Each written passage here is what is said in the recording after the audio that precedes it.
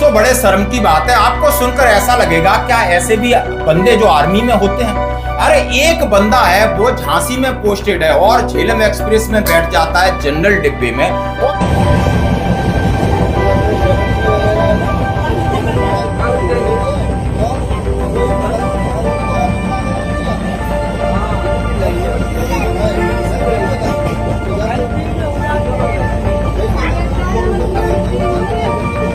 और वो काम करता है टीटी बनकर के, जो गरीब हैं बेचारे और बेसहारा मजदूर हैं उनसे टीटी बनकर के पैसे वसूल करता है। ये अपना बिजनेस बना रखा है। ये खबर आप सुन सकते हो, दैनिक भास्कर में छपी है और ये झेलम एक्सप्रेस की कहानी है। और झेलम एक्सप्रेस पूना से जम्मू की तरफ जा रही थी और उसमें एक श्रीमान जी हैं, पांडे जी हैं, उनका नाम भी बताएंगे, जरा आप देखिए। फर्जी टीटी बनकर वसूली करते हैं। कितने शर्म की बात हो, कितनी थू थू हो रही है इनके बारे में। मैं बिल्कुल कहूंगा ये बात जहां तक है शेयर करो। ऐसी मानसिकता के लोगों को सेना के अंदर कोर्ट मार्शल होना चाहिए।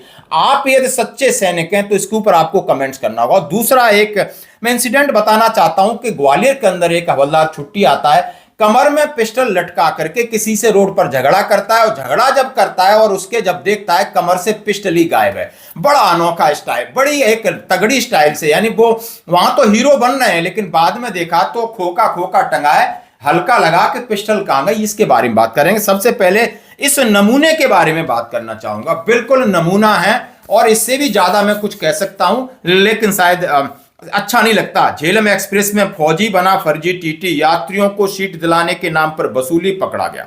झेलम एक्सप्रेस में बुधवार कल की बात है दोपहर एक अनोखा ड्रामा देखने को मिला। ट्रेन में यात्रियों से वसूली कर रहा फर्जी टीटी पकड़ा गया।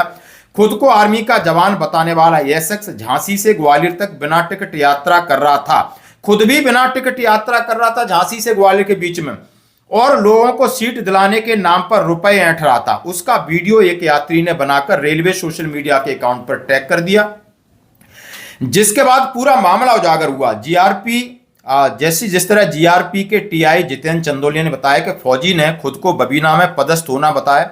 फौजी का नाम है कमल पांडे जी हैं। ये कमल पांडे जी हैं। जीआरपी के अनुसार फौजी अपने नशे में था, उसका मेडिकल कराया जा रहा है। इस मामले में एमसीओ को भी सूचित कर दिया गया है। मुख्य वाणिज्य निरीक्षक ग्वालियर कमर्शियल कंट्रोल को जैसे ही इस वीडियो की जानकारी मिली तुरंत झेलम एक्सप्रेस गाड़ी संख्या में जांच टीम भेजी गई 11077 और ग्वालियर राजीव शर्मा आरपीएफ के लोगों ने उसको वहां पर अरेस्ट किया। उसके पास से कुछ पैसे भी मिले और ग्वालियर तक जितने यात्रियों ने सबसे पैसे ऐंठे।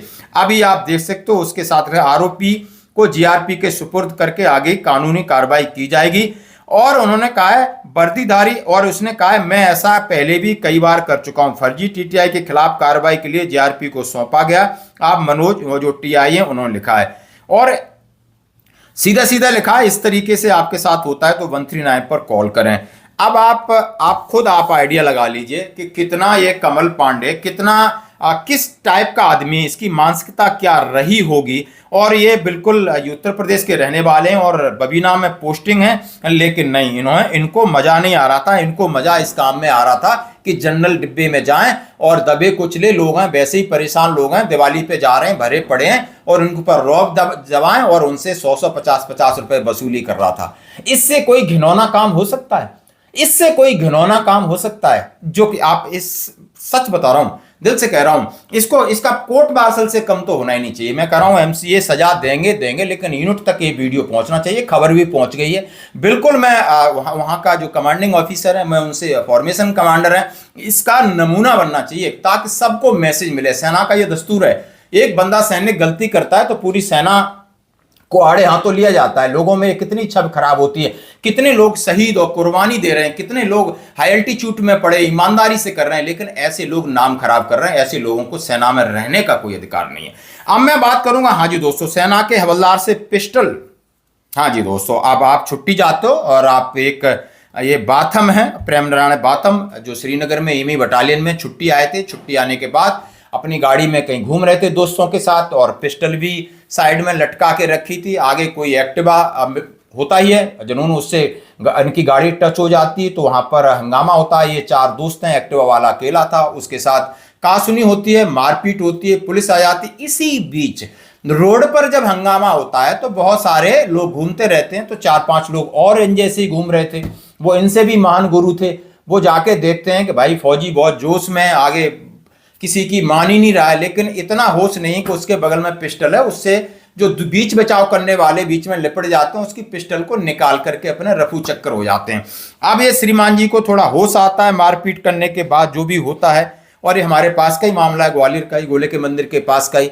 और वहां पर इन्हें पता चलता है तो इनकी पिस्टल नहीं है। जब पिस्टल नहीं है तो ये हड़बड़ा जाते हैं। उसके बाद पुलिस पूरी तरीके से हेल्प करती है, एसपी हमारे यहाँ के पूरी हेल्प करते हैं, अपने पुलिस को पहुंचते हैं। सीसीटीवी कैमरे की वजह से पता चल जाता है इस गाड़ी में किसी ने हरकत की है, गाड़ी को ट्रेस किया जाता है, नंबर से घर, घर से बंदा, और ये पिस्टल बरामद हो जाती है जैसा कि आप तस्वीर में देख रहे हो। तो आपको छुट्टी पे आते कहीं आपको पेशेंस रखना होगा। ये सिविल है और यहाँ सिविल में कब क्या हो जाए ये कोई पता नहीं है। धन्यवाद दोस्तों।